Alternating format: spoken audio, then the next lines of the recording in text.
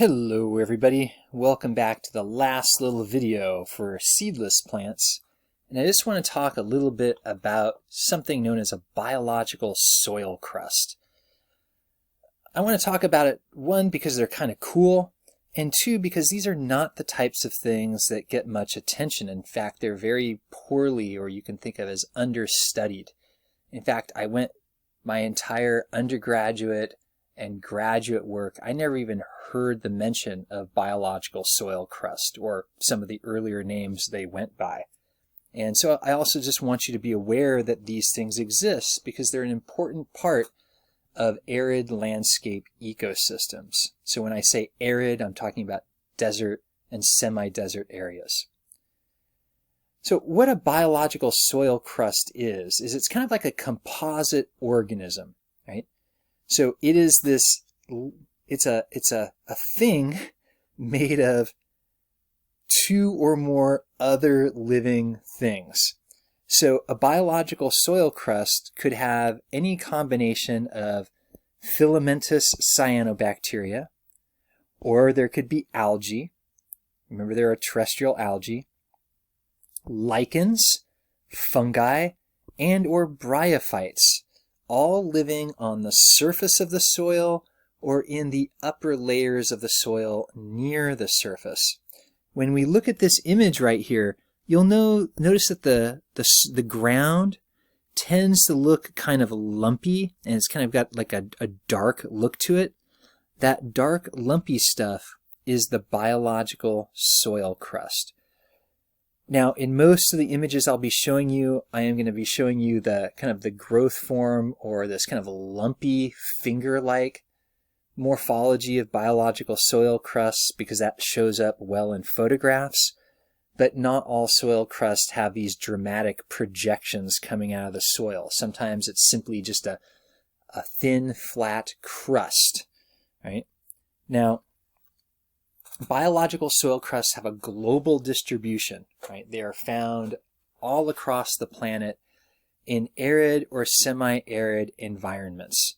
These are environments where vascular plants are relatively short and or they are widely spaced apart because of reasons we'll get to in the ecology unit, but basically because of the level of stress in these environments and the lack of water availability.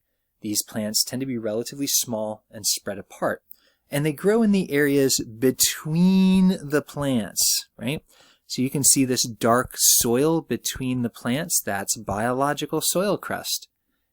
You can see these little bunch grasses, and you can see this dark area.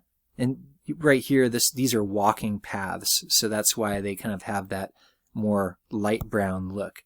But everywhere else between these bunches of grass, there's this kind of dark grayish soil. That's biological soil crust, right?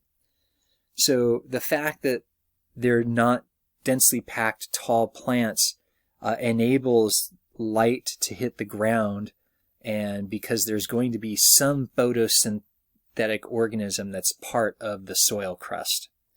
Now, the soil crust is there, but it's only metabolically active and growing when there's adequate water. Now, this doesn't mean that there has to be, tons of rain with water just flowing across the surface of the ground.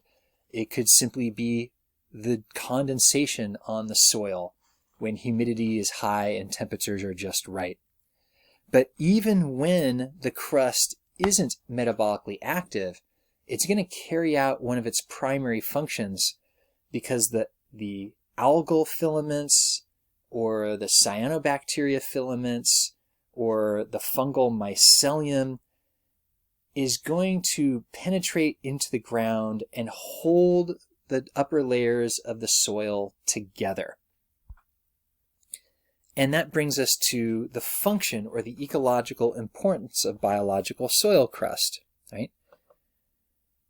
Now, one is that it does carbon fix, and its functions in carbon cycling because there's a photosynthetic component to it, which is extracting carbon, inorganic carbon out of the air and creating biologically available forms of carbon for organisms in the soil and helping bring carbon into the ecosystem.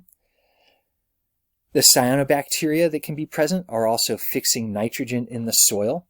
In this way, it helps maintain, or maybe on a very slow scale, improve the soil quality.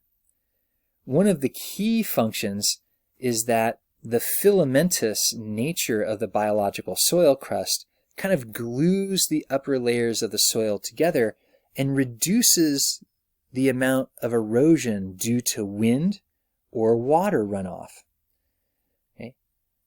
It also helps retain and absorb water in the soil because you have these living organisms which are absorbing the water when it's available. Right?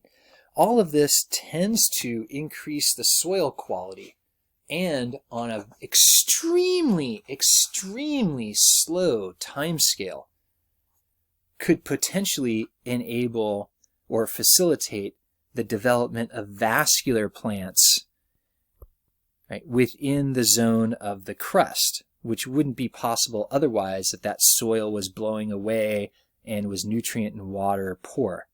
In fact, here, which is an image I've used before, you can see a little vascular plant getting a foothold among the crust because of the conditions the crust is creating. Right? Also, all these finger-like projections help trap wind-blown dust, which helps promote soil formation. Right?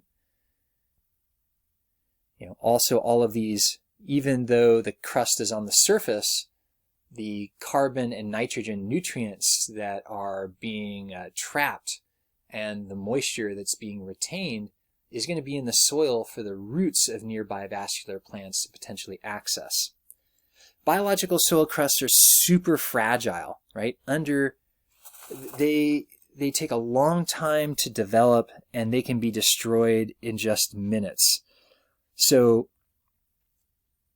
in the perfect conditions that people can create, it can take 20 years for biological soil crust to reestablish itself, say after a vehicle drives through it, okay? Or after cattle trample it. And these are the two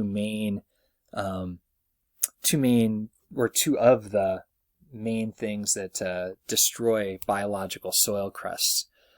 In areas that are extremely popular with hikers and recreationalists, foot traffic can damage biological soil crusts. But in more realistic conditions, like those that are actually existing in the environment, it can take 1 to over 200 years for biological soil crusts to establish themselves. And during that time, there's increased erosion in the damaged areas, and the soil is becoming not as rich. So I've been making a few pitches lately for understudied areas in biology, and soil crusts, man, nobody studies soil crusts or lichens or bryophytes. Not a whole lot of people are into fungi, and so these are areas of biology that still have a lot to learn about. If you are secretly interested in biological soil crusts, then send me an email, and I have some references that I can send you, like some field guides and other documents where you can just learn a little bit more about biological soil crust biology.